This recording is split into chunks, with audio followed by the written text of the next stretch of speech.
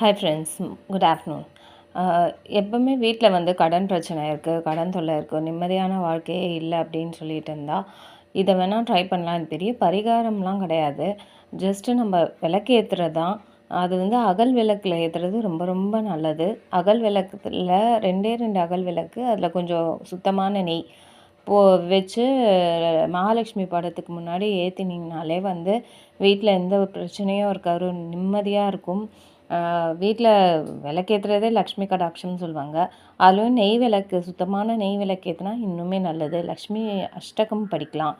Friday at least இந்த விளக்கேற்றுறது வந்து ஃப்ரைடேனா சுத்தமான நெய்யில் வந்து 2 விளக்கு அகல் விளக்கு ஏற்றி வைக்கலாம் சுவாமி முன்னாடி. அப்புறம் வந்து ஏலக்காய் மாலை போடலாம். சுவாமி படத்துக்கு ஏற்ற மாதிரி, மகாலட்சுமி படத்துக்கு ஏற்ற மாதிரி ஒற்றைப்படையில் ஏலக்காய் மாலை போடலாம்.